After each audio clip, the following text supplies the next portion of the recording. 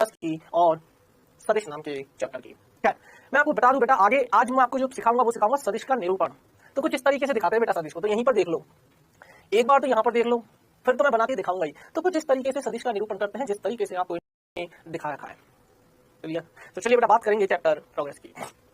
तो सबसे पहले हमने पढ़ा त्रिकोणमिति, फिर पढ़ा बीजगणित, फिर पढ़ा अवकलन, फिर पढ़ा उच्चिष्ट निम्निष्ट, फिर पढ़ा समाकलन, फिर पढ़ा निर्देशांक ज्यामिति और फिर पढ़ा आरेख या ग्राफ और उसके बाद सदिश।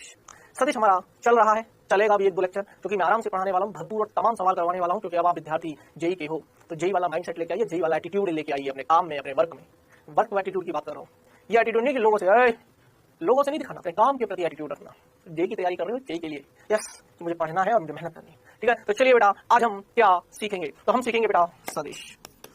तो शुरू करते हैं सदिश की कहानी को। सबसे पहले आपको मैं ये बता दूं, पिछली क्लासों में मैंने आपको सदिश और अदिश के बारे में बताया। कहानी की शुरुआत की थी मैंने भौतिक राशियों से, और भौतिक राशियों को मैं टोकरी में भर के लाया था, और मैंने आपको एक टास्क दिया था, एक काम सौंपा था कि ऐसा करो इस टोकरी में से, पिछला क्लास वाइज करवा रहा हूं, मैंने आपको काम सौंपा था कि ऐसा करो इस टोकरी में से ना अदिश राशियों को अलग कर लो और सदिश राशियों को अलग कर लो। तुमने अदिश अलग कर ली, सदिश अलग कर ली। अदिश किस वजह से अलग किया आपने कि सर इसके पास केवल परिमाण है, इसमें दिशा की कोई आवश्यकता नहीं है, अर्थात मैं इसको अदिश में डाल दूंगा। मैंने बोला तो फिर सदिश को तुमने किस प्रकार से अलग किया, तो तुमने बोला कि सर सदिश राशियां वे राशियां होती हैं जिनमें केवल नहीं, जिनमें परिमाण भी होता है, दिशा भी होती है, तथा वह त्रिभुज के सदिश योग नियम की पालना भी करता है, उसे हम कहते हैं सदिश। क्लियर है? उसके बाद बेटा मैंने उदाहरण बताए थे, जैसे कि अदिश राशियों की अगर मैं बात करूं तो अदिश के मैंने उदाहरण बताए थे चाल, याद करो, दूरी, द्रव्यमान, समय, ये सब अदिश के उदाहरण है। यहां मैंने बताया था वेग सदिश में, विस्थापन, संवेग, बल, बलाभून, कोणीय संवेग, ये सब बातें मैंने आपको बताई थी इत्यादि। कोई भी और भी हो सकती है, ये चुंबकीय आघूर्ण, द्विध्रुव आघूर्ण। खैर, सदिश को पहचानने के बाद फिर हमने पढ़ा था कि बेटा सदिशों के प्रकार क्या होते हैं, और सदिशों के प्रकार पर हम गए थे। तो सदिशों के प्रकार में मैंने आपको समांतर सदिश के बारे में बताया था। कोई भी दो सदिश समांतर सदिश कहलाते हैं यदि उनकी दिशा समान होती है। दिशा समान बोला है, मैंने ये लाइन कहीं भी यूज नहीं करी कि उनका परिमाण भी समान होना चाहिए। क्लियर है? दो समांतर सदिशों की अगर हम बात करें बेटा, तो उनके मध्य जो कोण होता है वो 0 डिग्री का होता है। बहुत सुंदर, बहुत बढ़िया।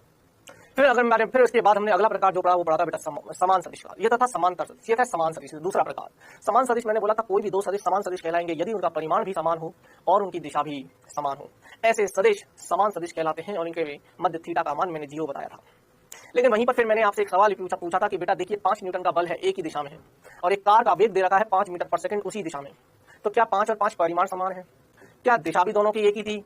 लेकिन फिर भी बेटा वो समान सदिश नहीं थे, क्योंकि समान सदिश होने के लिए एक और कंडीशन है, और वो ये कि समान भौतिक राशि का होना अनिवार्य है। जी हाँ मेरे बच्चे, समान भौतिक राशि भी होनी चाहिए। 5 न्यूटन दो बल है, एक ही दिशा में है, ये समान सदिश है। लेकिन 5 न्यूटन और 5 मीटर प्रति सेकंड समान दिशा में है, ये समान सदिश नहीं है। क्लियर है? इसके बाद अब हम सदिशों के प्रकार को आगे पढ़ाएंगे। ये तो मैंने अब तक जो पढ़ा दिया वो बता दिया सदिशों में। अब आगे क्या पढ़ूंगा मैं बता दूं, सदिशों के प्रकार खत्म करवाऊंगा, सदिशों का निरूपण आपको बताऊंगा कि सदिश का निरूपण कैसे करते हैं, सदिश को घटकों में तोड़ना आपको सिखाऊंगा कि सदिश को घटकों में कैसे तोड़ते हैं, और उसके बाद दो सदिशों के मध्य कोण कैसे पहचानते हैं आपको वो सिखाऊंगा। यकीन मानिए बेटा अगर ये बेसिक आप सीख गए तो फिर सीधा मैं अगली क्लास में आपको सदिशों के योग नियम पे लेके चलूंगा, मतलब सदिश का त्रिभुज नियम। ठीक है? Triangle law of vector addition. चलिए बेटा शुरू करते हैं। थोड़ी सी कहानी है, कॉमन सेंस की कहानी है, आप भी समझ सकते हो, आपके पास भी दिमाग है। तो चलिए बेटा शुरू करते हैं कहानी को। सदिश की बात कर रहे थे। सदिश में बेटा हम आगे थे, किस पे आगे थे बताइए? देखो बेटा समांतर सदिश मैंने आपको पढ़ा दिया, डोंट वरी, समांतर सदिश मैंने आपको पढ़ा दिया, ये मैं बस रिवीजन के लिए लेके आया था। समान सदिश मैंने आपको पढ़ा दिया, जिसको अंग्रेजी में बोलते हैं बेटा इक्वल वेक्टर्स। अब हम पढ़ेंगे प्रति समांतर सदिश। तो चलिए बेटा शुरू करते हैं। ऐसे दो सदिश ऐसे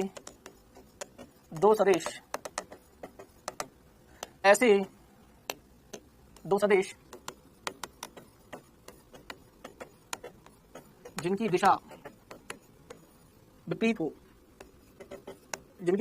एक दूसरे से विपरीत हो, ऐसे देखो, जिनकी दिशा एक दूसरे से, है ना, जिनकी दिशा एक दूसरे से विपरीत हो, प्रति समांतर सदिश कहलाते हैं। प्रति समांतर सदिश कहलाते हैं।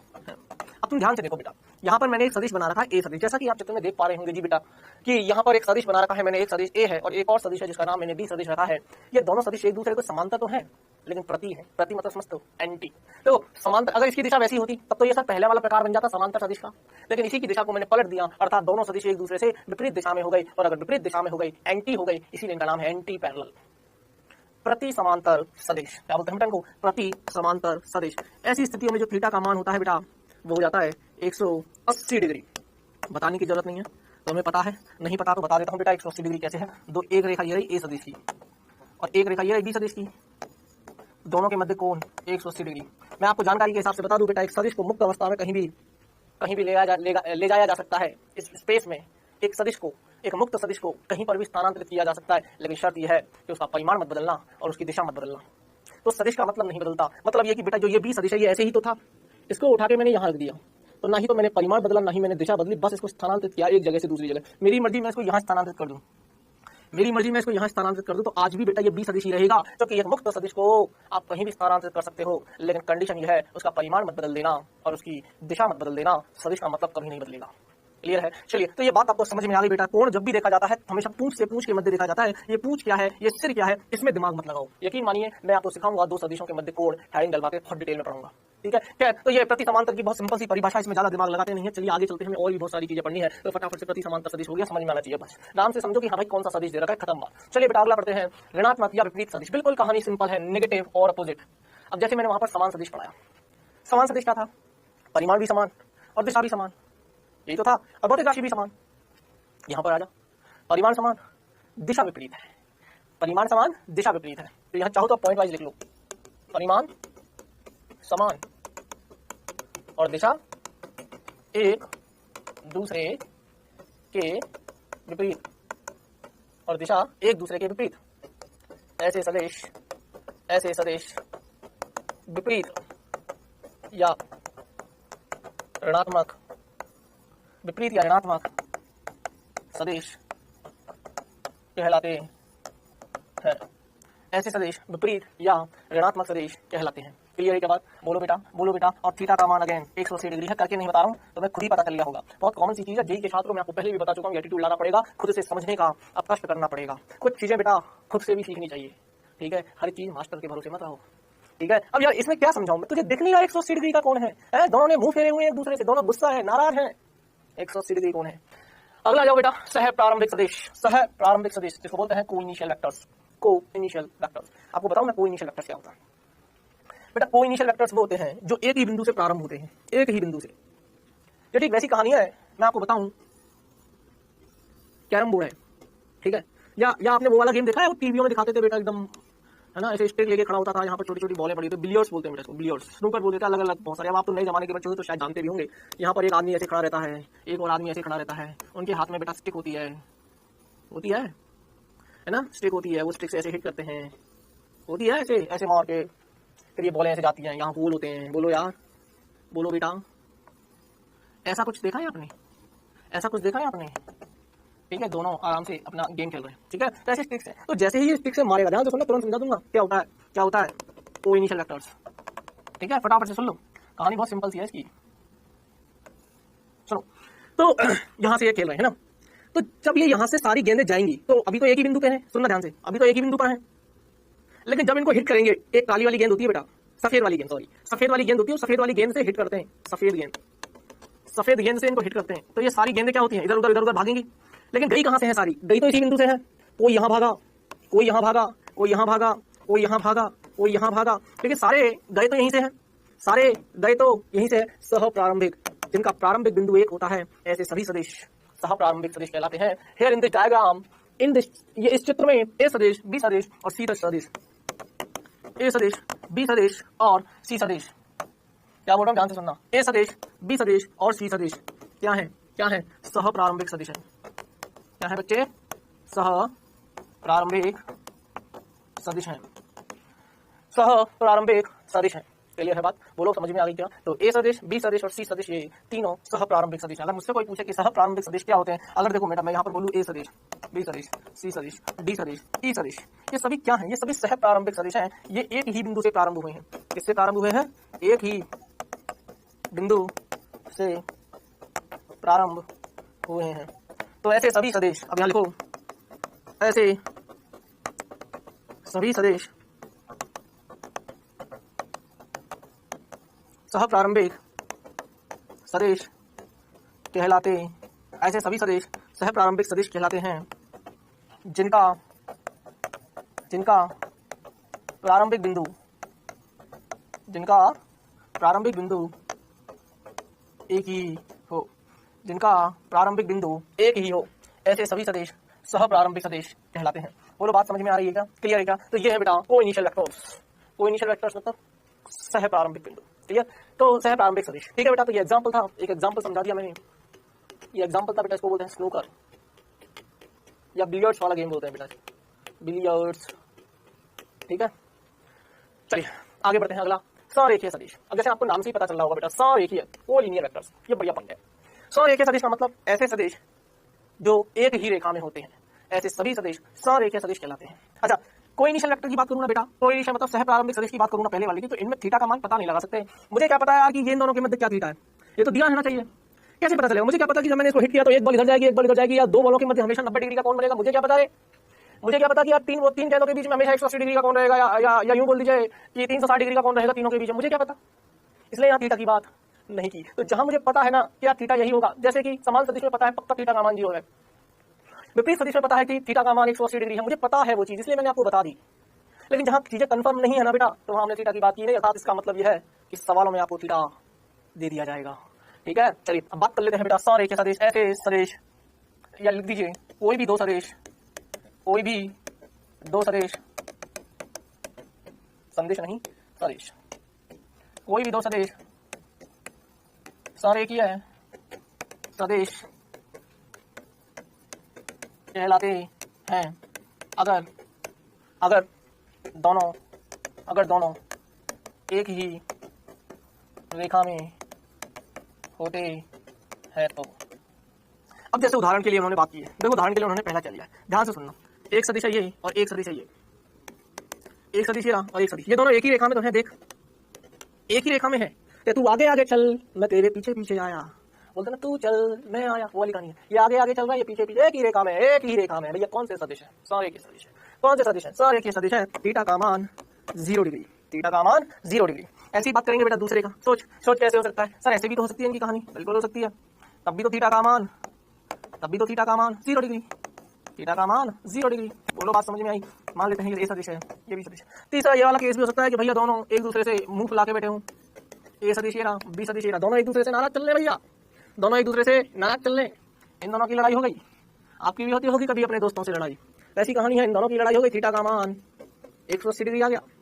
या चौथा केस क्या बन सकता है बता सकते हो? हाँ सर ये वाला भी तो केस है बेटा, थीटा का मान 180 डिग्री। काम की चीज बस इसमें इतनी सी है कि अगर ये दोनों सदिश एक ही रेखा में हो, एक ही रेखा के अनुदिश हो, कोई भी दो सदिश सरेखीय सदिश कहलाएंगे यदि दोनों एक ही रेखा में होते हैं, ऐसे सभी सदिश सरेखीय सदिश कहलाते हैं। तो सदिशों के प्रकार पढ़ा रहा हूँ बेटा मैं आपको। देखो कहां से कहानी शुरू हुई थी। सबसे पहले था 1 2 3 4 5 6 समतलीय सदिश। अगली हेडिंग लगाएंगे समतलीय सदिश।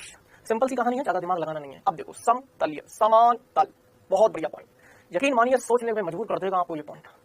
पहले सुन ले, और ये समतलीय समझना जरूरी है क्योंकि बेटा कभी कभी 3 सदिश दे देंगे और तीनों समतलीय नहीं होंगे। मैं यहाँ पर एक लाइन लिखूंगा, ऐसा अटल सत्य लिखने जा रहा हूं जिसको कोई नहीं मिटा सकता। 2 अटल सत्य लिखूंगा, सुनना। सबसे पहली लाइन वेरी वेरी इंपॉर्टेंट, मेरी प्यारी बिंदु, ऐसे लिखेंगे। दुनिया के कोई भी दो सदिश, दुनिया के कोई भी दो सदिश, दुनिया के कोई भी दो मुक्त सदिश और सिंपल सदिश भी लिख सकते हो, मुक्त सदिश हमेशा, अपनी लैंग्वेज में लिखा हूं बेटा, हमेशा समतलीय होते हैं। सर क्या बात कर रहे हो? हाँ बेटा ये बहुत लाइन काम की है, बहुत काम की लाइन है। पहला, दूसरा, दो सदिश बोला है, 2 लेकिन 2 से ज्यादा मतलब 3 या 3 से ज्यादा, 3 या 3 से ज्यादा, 3 या 3 से ज्यादा सदिश समतलीय है। समझाऊंगा, डोंट वरी, निश्चित रहिए, मेरे पास हो आप, और समझा बिना नहीं भेजूंगा। 3 या 3 से ज्यादा सदिश समतलीय हो भी सकते हैं और नहीं भी। 3 या 3 से ज्यादा सदिश समतलीय हो भी सकते हैं और नहीं भी। आप समझो काम की चीज। मैं ना बेटा दुनिया के कोई भी दो सदिश उठा लूं ना, दुनिया के कोई भी दो सदिश अगर मैं उठा लूं तो वो हमेशा समतलीय होंगे। सर कैसे? मैंने बोला बेटा एक ये बात मैंने आपको सिखा दी क्या कि कोई भी दो अक्ष मिलकर के हमेशा एक तल का निर्माण करती है, कोई भी दो अक्ष मिलकर के हमेशा एक तल का निर्माण करती है। यहीं से तेरे को समझ में आ जाना चाहिए था, लेकिन कोई बात नहीं। मैंने बोला एक सदिश है ए सदिश, और मान लेते हैं मैंने बोला एक सदिश है बी सदिश, क्या ये दोनों एक ही तल में है? क्या ये दोनों एक ही तल में है? हाँ सर। तो ये तो तल में बनाए हैं सर आपने, ये तो आपने बनाए हैं। ये जब ये आपने तल में बनाए तो तल में तो रहेंगे ना सर। आप मत बनाओ तल में। आप, मैं कह रहा हूँ जैसे बनाओ। मैंने कहा अच्छा बेटा तू बोल दे, फिर तू बोल दे, है ना। तो मैंने कहा कैसे बोलेगा? बोला सर एक सदिश ऐसे बनाओ। मैंने कहा ठीक है। बोले सर एक सदिश ऐसे बनाओ बाहर। अब कहाँ है तल? तल तो ये रहा। क्यों सर? देखो ना, आप हमें बेवकूफ बना रहे थे पहले। क्या आपने लाइन लिख दी कि दुनिया के कोई भी दो मुक्त सदिश हमेशा समतलीय होते हैं? ये अटल सत्य है। क्या है ये? अटल सत्य है। इसको तो दिमाग में रख लेना। कोई भी दो सदिश दुनिया के उठा लेना, ये हमेशा समतलीय होंगे। तो देखो ना सर, एक सदिश एक सदिश बी सदिश, और ये पूरा तली तो है। ये जो स्क्रीन आप देख रहे हो मेरे बच्चे, ये क्या है? ये क्या है? ये एक तली तो है। क्योंकि दो अक्ष हमेशा तल का, दो अक्ष मिलकर के हमेशा एक तल का निर्माण होता है। तो मान लेते हैं ये तेरी एक्स अक्ष है, तो ये तेरी वाई अक्ष है। एक्स वाई, ये सर एक्स वाई तल है। क्या है बेटा? ये एक्स वाई तल। ये इमेजिन करना पड़ेगा, ये कल्पना करनी पड़ेगी तुझे। बात समझ में आई? तो दुनिया के कोई भी दो सदिश समतलीय होते हैं। ये मैंने समतल में बनाए और ये समतलीय है। लेकिन सर आपने हमें हमारी बात का जवाब नहीं दिया, आपने घुमा दिया हमारा पॉइंट। नहीं घुमाया बेटा, सुन ले तो सुन सर। अगर मैं ऐसे दो सदिश बनाऊं तो अब कहां समतलीय है सर? अब कहा गया आपका समतलीय है। देखो ना सर, ये वाला तल ये रहा और इस तल के बाहर है। समतलीय मतलब कोई भी दो सदिश जो एक ही तल में होते हैं वो समतलीय सदिश कहलाते हैं। कोई भी सदिश या सदिश एक से ज्यादा भी हो सकते हैं, मतलब दो से ज्यादा भी हो सकते हैं। अगर सभी सदिश एक ही तल में उपस्थित है तो वो समतलीय सदिश कहलाएंगे। सभी सदिश मतलब यहाँ पर अगर मैं दो सदिश बोलूं तो एक ही तल में होने चाहिए। और फिर ऊपर से मैं ये लाइन भी लिख रहा हूँ कि दुनिया के कोई भी दो सदिश हमेशा तल में होते हैं, हमेशा समतलीय होते हैं। इसका मतलब क्या है बेटा? इस चीज को समझो। एक सदिश ये रहा, तुम कहां भाग रहे हो? तुम तल के पीछे भाग रहे हो, नहीं तुम सदिश के पीछे भागो। एक सदिश ये रहा और एक सदिश ये रहा, तो तल ये वाला बन गया ना। अब ऐसे मान, ये रहा ऐसे, ये रहा दो सदिश, एक सदिश ये रहा और एक सदिश ये रहा, तो तल ये रहा। पीछे वाला तल ही तो है, ये देख रहा। इस तल में आ गए ना। नहीं नहीं सर, आपने हमें धोखा दे दिया। मैं तो ऐसे बनाऊंगा, ऐसे बनाऊंगा मैं तो दोनों सदिशों को। अब बताओ तल कैसे? ले। अच्छा नहीं नहीं नहीं सर, ऐसे बनाओ, ऐसे बनाओ। अब बताओ तल। तो मैंने बोला अच्छा ऐसे बात है। तुमने बोला सर ऐसे बनाऊंगा, तो ले। बोले सर अब कहाँ है समतलीय है? तो बेटा तूने दो सदिश नहीं लिए, अब तूने तीन लिए, ये तीसरा वाला। और तीन सदिश हो भी सकते हैं और नहीं भी हो सकते हैं, ये बोला मैंने। लेकिन दो तो हमेशा समतलीय होंगे। कोई भी सदिश उठा ले यार, कोई भी सदिश उठा ले, हमेशा और हमेशा समतलीय होंगे। कोई भी दो सदिश ना दुनिया के हमेशा समतलीय होते हैं। क्लियर है बात? बोलो बेटा हमेशा। क्लियर है? और कोई एग्जांपल मिल सकता है तो और कोई एग्जांपल से आपको समझाने की कोशिश करता हूं। देख बेटा, मान लीजिए ये तेरा एक तल है। दिख गया क्या तुझे तल? अरे दिख गया क्या? बोलो। एक सदिश आपका ये रहा और एक सदिश मैंने ऐसे बना दिया, तो देख तल में है ये। तुझे फील आ रहा होगा बेटा, तुझे फील आ रहा होगा। ये एक सदिश है, ये बी सदिश है, और ये एक ही तल में है। बोलो बात समझ में आई क्या? तल दिख गया क्या? ठीक है। तो दुनिया के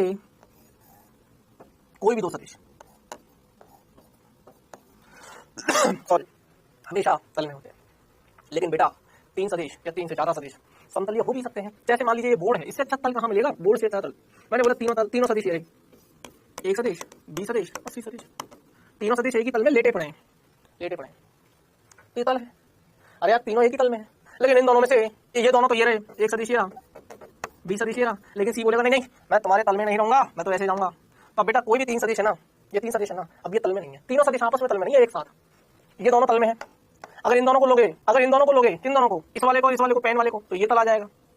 मतलब कोई भी दो लोगे ना वो तल में होंगे। ये जैसे ऐसे वाली कहानी है। तो बोले नहीं सर मैं तो इन वालों को लूंगा तो ये वाला तल आ गया। तो नहीं सर मैं तो ये वालों को लूंगा, तो बेटा अगर तू ये वालों को लेगा तो ये वाला तल आ जाएगा यहाँ पर। क्लियर है क्या? है ना? बोलो बेटा, बोलो यार। कोई भी तल बना सकता है। मतलब ये देखो, ये वाला हो गया एक्स और ये वाला हो गया जेड, तो एक्स जेड तल है। अब एक्स जेड तल कैसे बनाएगा? एक्स जेड, अरे यार एक्स जेड तल है ना, तो ये वाला तल है। ये देख तल में आ गए, अरे यार तल में आ गए ना, ये वाला वाई जेड तल है, ये एक्स जेड तल है। दुनिया के कोई भी दो सदिश समतलीय होते, लेकिन तीसरा, अगर ये तीसरा भी इसमें लेटा होता तो समतलीय होता, लेकिन तीसरा सदिश बाहर है। इसका मतलब दो से ज्यादा सदिश अगर होते हैं तो वो समतलीय हो भी सकते हैं, समतलीय नहीं भी हो सकते, वो दिया रहेगा प्रश्न में। लेकिन अगर कोई दो सदिश है ना तो वो हमेशा समतलीय होते हैं। या ये बात लिख ले। अब कहानी को सुनाता हूँ बेटा, कहानी सुनते रहना। कहानी है इसमें, तो बढ़िया कहानी सीखते जाओ, है ना। तो तीन सदिश है, तीन सदिश समतलीय है, तीन सदिश समतलीय है। तो ये बात तुम्हें समझ में आ गई। तो अभी परिभाषा अगर लिखना चाहो ना बेटा, तो परिभाषा तुम इस तरीके से लिख सकते हो, सभी सदिश समतलीय सदिश होंगे अगर वो एक ही तल में है। सभी सदिश समतलीय सदिश होंगे अगर वह एक ही तल में है। अगर वो एक ही तल में है तो वो समतलीय सदिश होंगे, और अगर वो एक ही तल में नहीं है ना बेटा तो वो समतलीय सदिश, सभी सदिशों की बात कर रहा हूं। लेकिन इसके बाद बेटा मैंने आपको ये लाइन भी लिखा दी, कोई भी दो सदिश दुनिया के हमेशा समतलीय होते हैं। इसको हाईलाइट कर लो, हमेशा समतलीय होते हैं, कोई भी दो सदिश, लेकिन तीन या तीन से ज्यादा सदिश समतलीय हो भी सकते हैं और नहीं भी। क्लियर है? हमें नहीं पता, वो कंडीशन के ऊपर है। इसीलिए बेटा एक्स वाई जेड अक्ष, अगर एक्स वाई तल की बात करोगे तो जेड अक्ष बाहर निकला हुआ नजर आएगा, वाई जेड की बात करोगे, वाई जेड तल की बात करोगे तो एक्स बाहर निकला आएगा, और एक्स जेड तल की बात करोगे तो वाई बाहर निकला नजर आएगा। अर्थात ये तीन सदिश हैं और तीनों सदिश में से कोई भी दो सदिश समतलीय है तो तीसरा अपने आप बाहर है। हाँ, लेकिन इसी जेड को जो बाहर निकल रहा है इसको मैं लिटा दूं एक्स वाई तल में तो ये भी तो समतलीय हो गया। ठीक है, तो यही लाइन थी, यही पॉइंट था, वेरी वेरी इंपॉर्टेंट। समतलीय सदिश जिसको बोलते हैं कोप्लेनर। क्या बोलते हैं बेटा? Coplanar vectors. बच्चे मुझे बोलते हैं कि सर हमें अंग्रेजी में भी बता दिया करो, हमें आगे चल के तो अंग्रेजी में ही पढ़ना है। यस बेटा, आगे इंजीनियरिंग करने जाओगे तो सर सारी किताबें तो हमारी अंग्रेजी में ही आएंगी, तो सर तब हमें दिक्कत ना हो, चिंता मत करो बेटा, मैं खुद हिंदी माध्यम से पढ़ा हुआ और हम भी गए ना बेटा कॉलेज में, दिक्कत नहीं आती। अब कर लोगे, अब कर लोगे बेटा। अभी मेन फोकस करो IIT पे।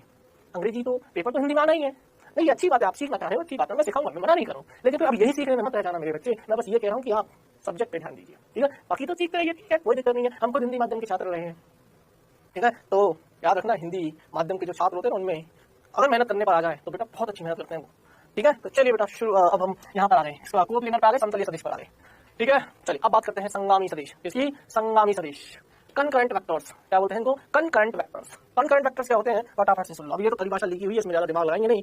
वे सदिश जो एक उभयनिष्ठ, उभयनिष्ठ समझते हो, कॉमन पॉइंट, कॉमन पॉइंट ये बेटा इनका कॉमन पॉइंट, एक उभयनिष्ठ बिंदु कॉमन पॉइंट, ये है बेटा कॉमन पॉइंट। लिख दूं क्या यहाँ पे? हाँ,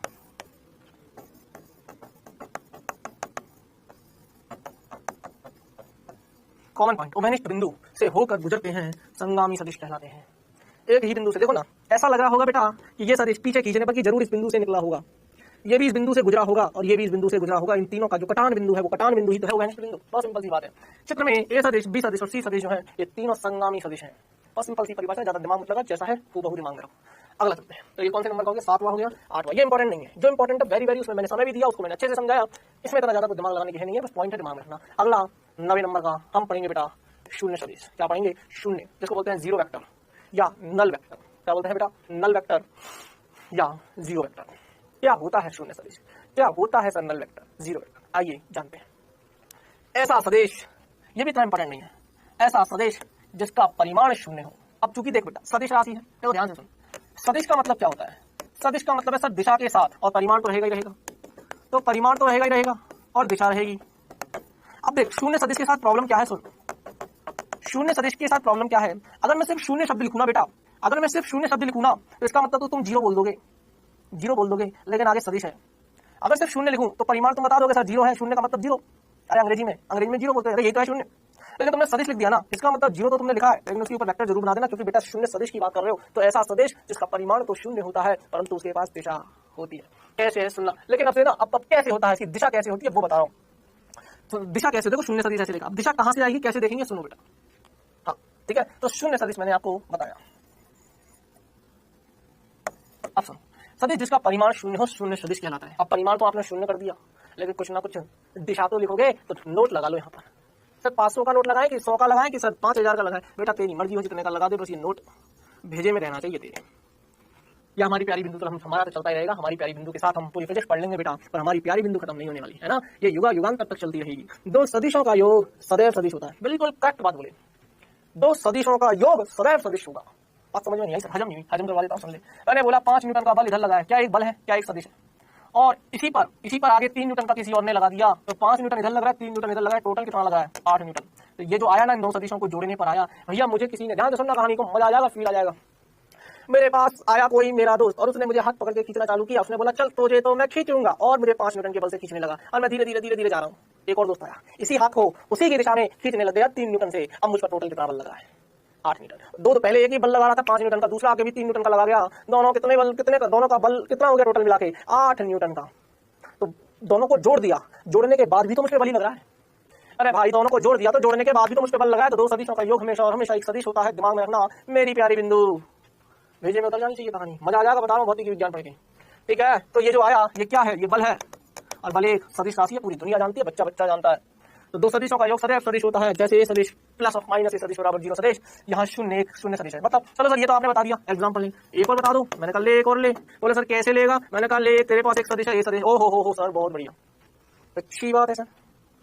सर एक और सदिश है मेरे पास ए सदिश।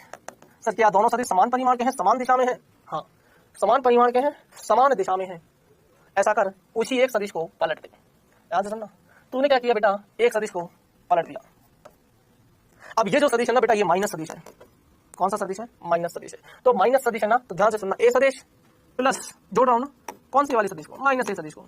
तो ए सदिश माइनस ए सदिश क्या मिलेगा? जीरो, लेकिन सदिश है जीरो सदिश। ये ठीक वैसी कहानी है, सुन ले। अफील 5 न्यूटन का 3 न्यूटन का लगा था, अब वापस से वही दोस्त आ गए, उसने बोला नहीं नहीं तेरे एक हाथ को नहीं खींचेंगे यार, दोनों हम एक ही हाथ को पकड़ के खींच रहे थे, दुख होता होगा बेचारे तुझको, अब हम दोनों हाथ खींचेंगे।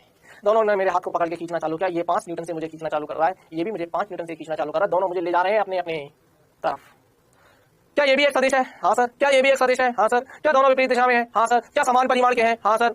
तो बता मैं हिलूंगा क्या? ना, क्योंकि मुझ पर लगने वाला कुल बल 0 है, लेकिन है तो बल 0 सदिश है। परिमाण खत्म हो गया, 5 ने 5 को मार डाला, 5 न्यूटन खत्म कर देंगे एक दूसरे को, तो कुल मिला के मेरे हाथ में क्या परिमाण रह जाएगा? 0 परिमाण रह जाएगा, लेकिन कुछ ना कुछ तो दिशा होती होगी 0 सदिश। क्लियर है? वही कहानी है, ए सदिश प्लस ऑफ ब्रैकेट के अंदर माइनस ए सदिश बराबर 0 सदिश, 0 सदिश एक 0 सदिश है।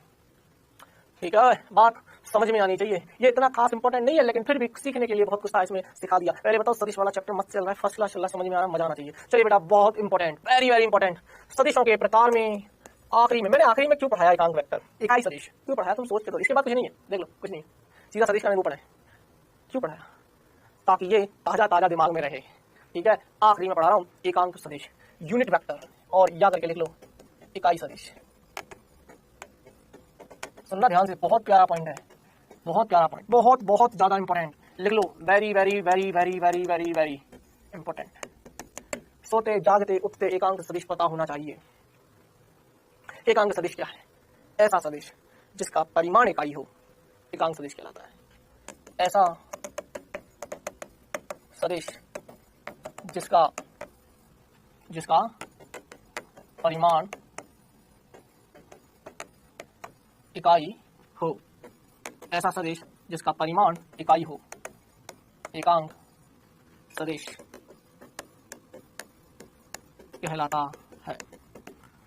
ध्यान से सुनना बेटा, ऐसा सदिश जिसका परिमाण इकाई हो, बहुत इंपॉर्टेंट शब्द परिमाण। अब परिमाण तुम्हें पता होना चाहिए यार, मैं बार बार परिमाण नहीं समझाते बैठूंगा कि तुम्हें मैं परिमाण एक्सप्लेन करूं। परिमाण का मतलब बता दिया, जहां 5 किलो आम लिया, या मैंने बोला जहां आम लिया, तुमने पूछा कितना, तो जो तुमने कितना बोल दिया ना, वही तुमने परिमाण बोल दिया, देसी भाषा में बता दिया, याद रखना। ठीक है, तो यही तुम्हारा 5 यूनिट, सॉरी यही तुम्हारा परिमाण। खैर, हम बात करते हैं, सुनना बेटा, मैंने बोला कि मेरे पास एक सदिश है ए सदिश। ध्यान से सुनना, कोई बात नहीं, सदिश अभी निरूपण में मैंने पढ़ाया नहीं, पहले मैंने सदिशों के प्रकार पढ़ा दी, लेकिन इतने भी कमजोर नहीं हो कि तुम समझ ना सको। मैंने बोला कि मेरे पास एक सदिश है ए सदिश, मैंने बोला मेरे पास एक सदिश है ए सदिश, इसका मतलब इसका परिमाण भी होगा, इसका परिमाण ए होगा, और इसके पास कोई ना कोई दिशा होगी। परिमाण प्लस दिशा वही तो सदिश है। अगर सर मैं चाहता हूं कि इसका परिमाण 1 आ जाए, मैं चाहता हूं इसका परिमाण 1 आ जाए, तो इसी से भाग दे दो। अरे इकाई सदिश एक परिमाण चाहिए, अगर मैं चाहता हूं कि इसका परिमाण 1 आ जाए, तो इसी के परिमाण से भाग दे दूं, ए से ही भाग दे दूं। मतलब मैंने बोला कि 5 न्यूटन का बल लग रहा है इस दिशा में, पूर्व दिशा में, मैं चाहता हूं कि यार 5 न्यूटन का जो बल है पूर्व दिशा में, अब वो 1 न्यूटन का बल लगे पूर्व दिशा में, तो तू क्या बोलेगा? सर दिशा को छोड़ो, तुम तो 5 से भाग दे दो, 5 से भाग दे दो, तो 5 से 5 उड़ के नहीं रह जाएगा, 1 न्यूटन का बल पूर्व दिशा में, इकाई सदिश आ गया, एकांक सदिश आ गया, अर्थात जिसका परिमाण इकाई हो। तुमने किया क्या? तुमने उसी सदिश के परिमाण से भाग दे दिया। अर्थात अगर मेरे पास एक सदिश है बेटा, ये सदिश, अब सुनो, अर्थात मेरे पास एक सदिश है ए सदिश, अगर मुझे एकांक सदिश चाहिए, अब मैं आपको छोटी छोटी चीजें लिख दूंगा यहाँ पे। पहले एकांक सदिश को बेटा टोपी से, ए कैप बोलते हैं, मेरी लेकिन कैप बोलने की आदत नहीं है बेटा, मेरी कप्पा बोलने की आदत है, कप्पा, कैप, कप्पा, एक कप्पा, 2 कप्पा। एकांक सदिश को ए और कैप इसको बोलते हैं, मैं अभी के लिए जानबूझ के कैप बोल रहा हूँ, लेकिन जब मैं हैबिट में है ना मेरी, में वही निकलेगा मुंह से, स्पीड में अगर मैं बोलूँ तो 1 कप्पा, 2 कप्पा, तो तुम डर मत जाना ये कप्पा कप्पा क्या है, कटप्पा नहीं है, कप्पा है। तो ये कप्पा कप्पा क्या है, तुम डर मत जाना, ये कैप है, कैप को टोपी बोलते हैं। एकांक सदिश को ए कैप से लिखते हैं। तो जिसके ऊपर टोपी देख लो समझ लो एकांक सदिश है, जिसके भी ऊपर टोपी देख लो समझ लो एकांक सदिश है। तो अब आदमियों को एकांक सदिश बोलने मतलब जाना कि सर हमारे गांव में तो एक आदमी घूम रहा था टोपी लगा के, मैंने बोला ये देखो एकांक सदिश जाना, ये वाली टोपी। ठीक है, तो ये है बेटा एकांक सदिश, जिसको हम ए कैप से निरूपित करते हैं, ए कैप से लिखते हैं, इसको बोलते हैं बेटा कैप। क्या बोलते हैं? कैप, टोपी। ठीक है, ठीक है, तो ये इंपॉर्टेंट सा शब्द था ए कैप। आइए कुछ और बातें करते हैं। ठीक है बेटा, तो मान लीजिए कि आपके पास एक सदिश है सर ए सदिश, एक सदिश है ए सदिश। अगर मुझे एकांक सदिश चाहिए, अगर मुझे एकांक सदिश चाहिए, मतलब मुझे ए कैप चाहिए, मतलब मुझे कैप चाहिए, आपके लिए कैप यूज कर रहा हूँ क्योंकि मैं थोड़ा सा कंफर्टेबल फील करा रहा हूँ आपको, आ जाए फिर तो कप्पा बोल देंगे। आप एकांक सदिश है ए कैप है, बोलो यार। अगर मैं सर उसी सदिश में उसी सदिश के परिमाण का भाग दे दो। बेटा परिमाण ऐसे लिखते हैं किसी भी सदिश का, अगर कोई भी सदिश है आपके पास और उसका परिमाण लिखना होगा ना बेटा, तो ऐसे लिखते हैं, सदिश लिख दो और दो डंडों से निरूपित कर दो ऐसे, तो ये परिमाण है। इसका मतलब इसमें से आपने दिशा हटा ली, इसका मतलब इसमें से आपने दिशा हटा ली। तो अगर मैं उसी सदिश में उसी सदिश के परिमाण का भाग दे दूं, तो ऐसी कहानी थी 5 न्यूटन के बल में 5 न्यूटन का भाग दे दूं, ये पूर्व है, ये सदिश है पूरा, ये पूरा सदिश है, और इसमें खाली परिमाण का भाग दे दूं तो परिमाण को हो जाएगा 1 और दिशा रह जाएगी, क्योंकि दिशा इसलिए रह गई, दिशा रहेगी इसका मतलब सदिश बोलूंगा, परिमाण 1 आ गया इसलिए एकांक बोलूंगा।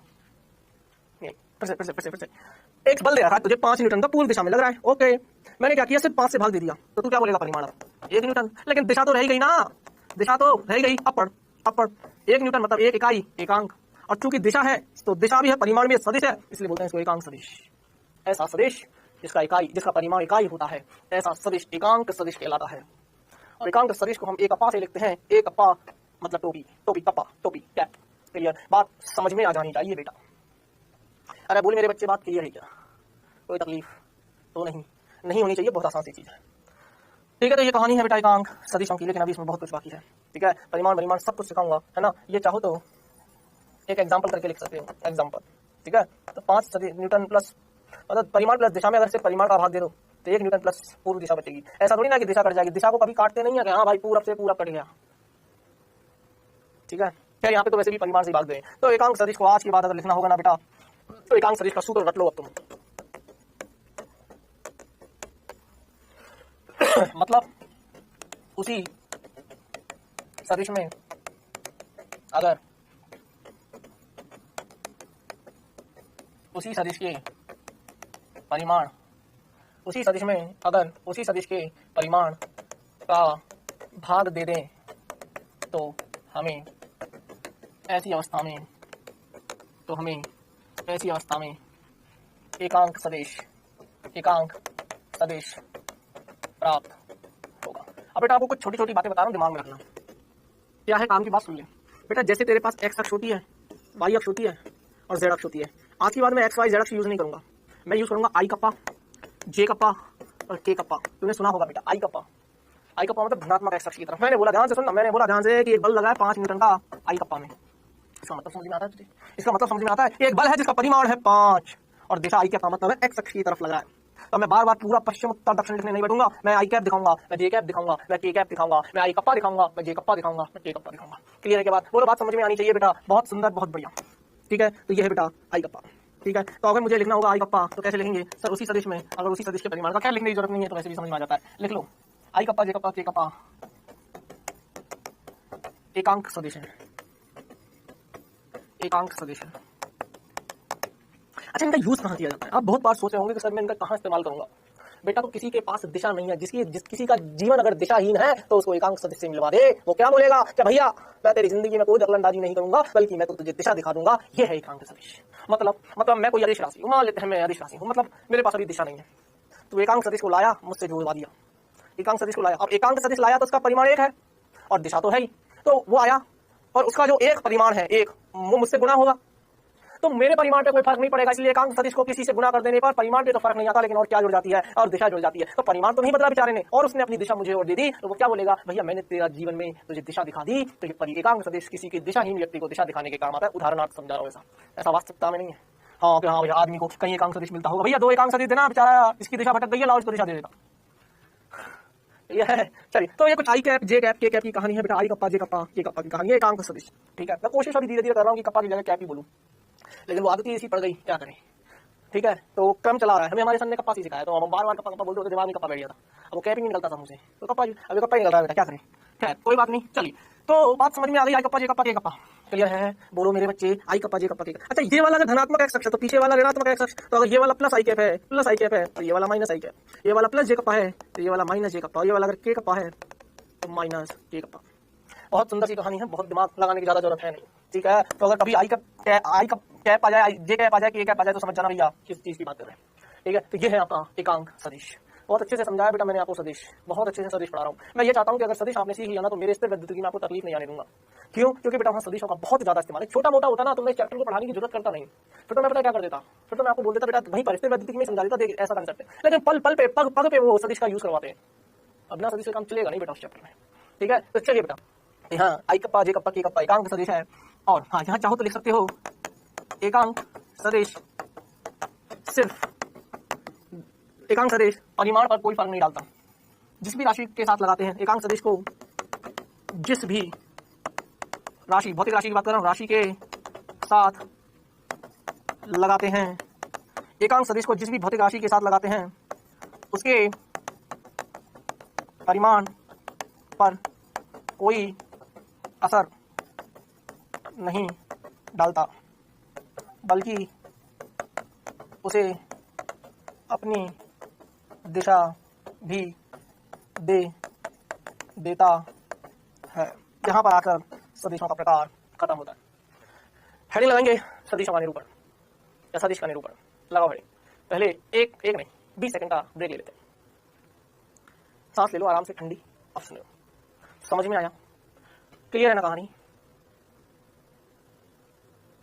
बोलो यार, कहानी क्लियर है ना?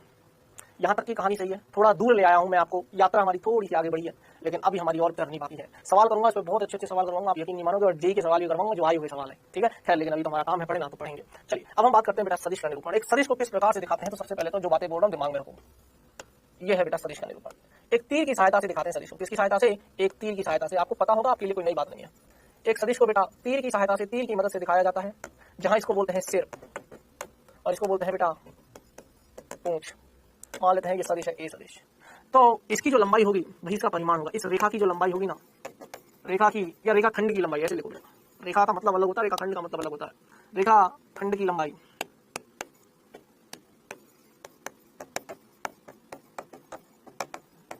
रेखाखंड की लंबाई ही उस सदिश का परिमाण होगी। और इसको बोलते हैं बेटा एरो, तीर। तीर की दिशा ही उस सदिश की दिशा होगी। अगर मुझसे कोई पूछे कि भाई सदिशों का निरूपण किस प्रकार किया जाता है, तो मैं तो बोलूंगा भैया इस तरीके से सदिश का निरूपण करते हैं। इसको बोलते हैं पूंछ, इसको बोलते हैं सिर।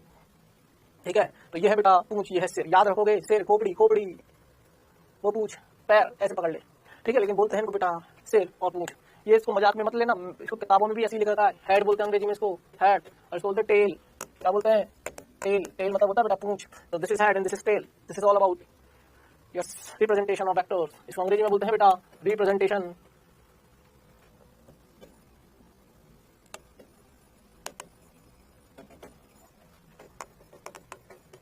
Representation of vectors. Is it clear? कोई दिक्कत नहीं है। चलिए अब सुन, तो बेटा सदिश का निरूपण अगर मुझे करना है ना, तो सदिश का निरूपण मैं करूंगा ऐसे। तो दिस इज ए सदिश, इसको बोलते हैं ए सदिश, है ना? दिखाते हैं इसको ए सदिश, ऐसे बोलते हैं ए सदिश। अगर अब ये ए सदिश है तो इसके पास दो चीजें हैं, परिमाण भी है और दिशा भी है। परिमाण भी है और दिशा भी। अच्छा, हम ये मान के चलते हैं बाय डिफॉल्ट, हम ये मान के चलते हैं कि ये जितने भी सदिश हम पढ़ेंगे ना, वो सभी त्रिभुज के योग नियम का पालन कर रहे होंगे, सदिश योग नियम का पालन कर रहे होंगे। हम ऐसा कोई केस पढ़ ही नहीं रहे हैं जो सदिश योग नियम का पालन नहीं कर रहे। मतलब मैंने अगर चैप्टर सदिश बोला है, इसका मतलब अंडरस्टूड है कि वो त्रिभुज के योग नियम की पालना कर रहा होगा, विद्युत धारा को छोड़कर। क्लियर? तो ये अंडरस्टूड सी बात है। इसमें तुम मुझे आगे नहीं पूछ सकते कि सर परिमाण तो बता दिया, दिशा बता दिया, लेकिन सदिश होने के लिए तो तीसरी शर्त भी आपने मुझे बताई है, उसका क्या? वो हम मान के चलें कि हर बार वो शर्त लागू होती है, तो बार बार लिखने की जरूरत नहीं है। इसलिए जनरली हम लोग ऐसे ही लिखते हैं कि भैया सदिश है तो परिमाण भी है और दिशा भी है। बोलो बात समझ में आती है? तो ये है बेटा मैग्नीट्यूड। परिमाण को बोलते हैं अंग्रेजी में मैग्नीट्यूड, प्लस दिशा को बोलते हैं बेटा डायरेक्शन।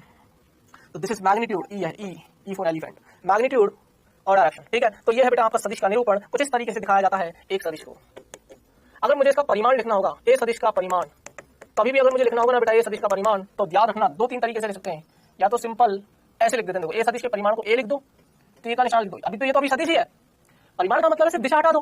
कोई सदिश किससे मिलकर बना है? या तो एक तो दिशा है और एक परिमाण है। अरे दिशा भी है और परिमाण भी है। अगर मैं चाहता हूं कि सिर्फ परिमाण लिखो, तो क्या नहीं लिखूं? दिशा।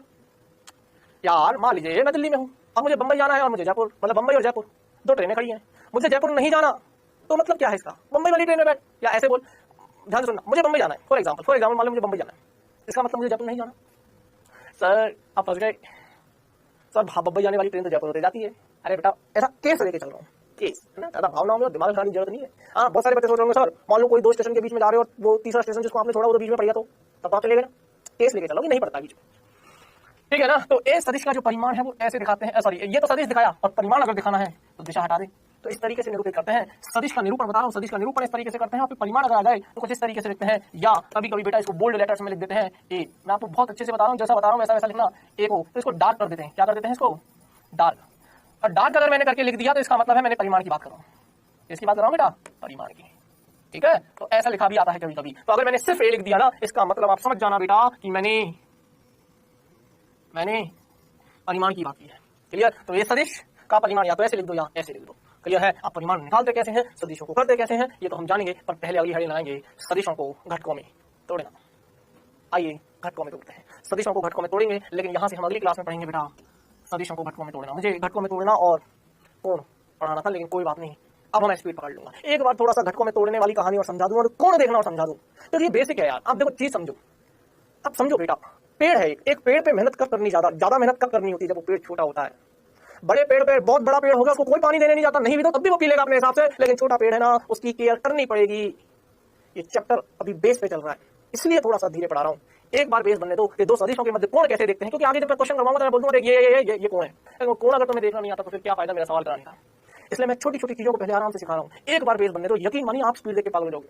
थोड़ा बेस बनने दो, ठीक है। क्या तो सदिशों को घटकों में तोड़ना मैं आपको अगली क्लास में सिखाऊंगा, लेकिन उससे पहले हमारा समय हो चला है, हम करेंगे बेटा क्विज, ठीक है। तो क्विज का पहला सवाल आपके सामने आ रहा है। अब एक कमरे की विमाएं 10 मीटर, 12 मीटर और 14 मीटर है। एक मक्खी एक किनारे से प्रारंभ करके विकर्णीय रूप से विपरीत किनारे पर जाती है, इसके स्थापन का परिमाण होगा। मुझे परिमाण निकालना है। चलिए बेटा हल करिए।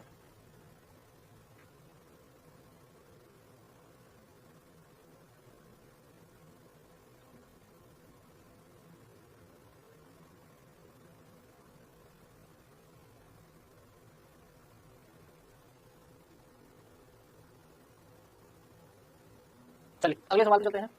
क्या दो सदिशों का परिणाम ही शून्य हो सकता है? क्या दो सदिशों का परिणाम ही शून्य हो सकता है?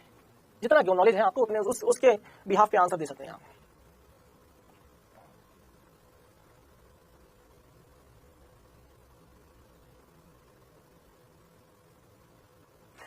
चलिए बेटा तो सवालों को हल करते हैं। आइए एक कमरे की, पहले तो कमरा बनाता हूँ थोड़ा सा क्यूबिक शेप में ना, थोड़ा सा फील आना जरूरी है बेटा।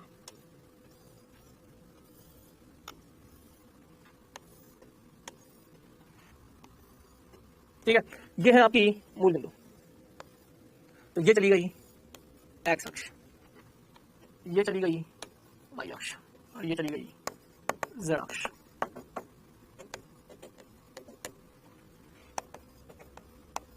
ये एक्स अक्ष, ठीक है।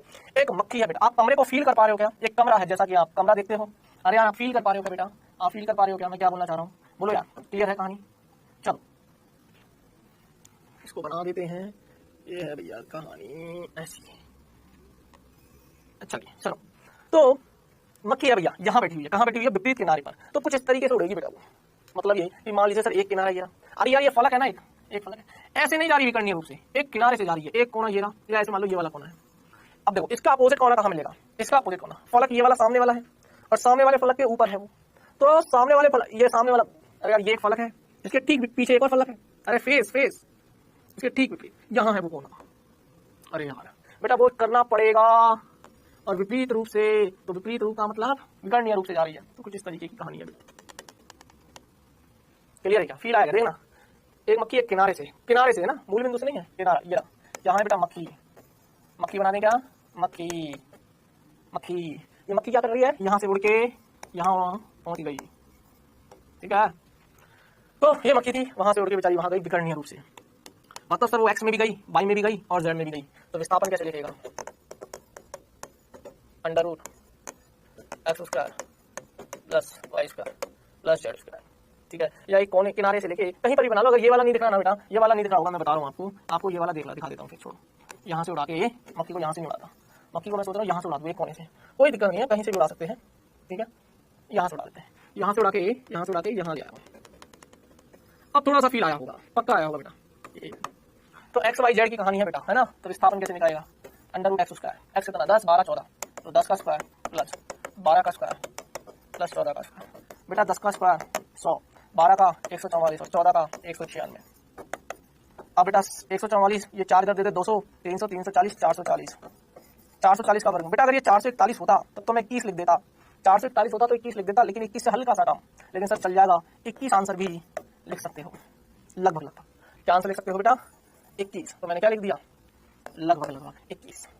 चलिए तो सवाल हो गया। अगला सवाल, क्या दो सदिशों का परिणामी? यस बेटा उत्तर है हाँ। कब हो सकता है? देख ये है 5 न्यूटन का बल इधर लगा, 5 न्यूटन का बल इधर लगा, क्या ये दोनों सदिश हैं? कुल परिणामी की अगर बात करूं, इन दोनों को जोड़ने के बाद परिणामी तो शून्य आएगा ना, क्यों? क्योंकि 5 ने 5 को मार दिया, तो दो सदिशों का परिणामी शून्य हो सकता है कब? जब दोनों का परिमाण समान हो। परिणाम और परिमाण दो अलग अलग शब्द हैं। परिणाम तो वो होता है जो रिजल्ट होता है, दोनों को जोड़ने के बाद जो आया रिजल्ट है, और परिमाण वो होता है जो खुद एक सदिश है, उसका कितना परिमाण है, मैग्नीट्यूड, उसकी लंबाई कितनी है, वो परिमाण है। 5 न्यूटन ये परिमाण है, 5 न्यूटन ये परिमाण है, इन दोनों को जोड़ने के बाद 0 आया, ये परिणाम है। अब तुम्हें परिमाण और परिणाम में कंफ्यूजन होने लगेगा, है ना? क्यों कंफ्यूज हो रहे हो बच्चे? तो ये परिणाम है शून्य, तो हो सकता है शून्य, यस बिल्कुल हो सकता है जब दोनों सदिशों के परिमाण समान हो लेकिन दिशाएं विपरीत हो। आंसर आ जाएगा बेटा सी, ठीक है। चलिए तो बेटा आज हमने क्या सीखा? सदिश सीखे, सदिशों का निरूपण तक सीख लिया। अब मैं आपको सदिशों को घटकों में तोड़ना सिखाऊंगा, सदिश कोण बताऊंगा और फिर कुछ क्या सदिश योग नियम भी बता दूंगा, पक्का मैं प्रूफ करवा दूंगा वो फॉर्मूला, थोड़ा स्पीड पकड़ूंगा मैं, ठीक है। तो आज हम सदिशों के बारे में बातें कर चुके हैं, ठीक है। तो चलिए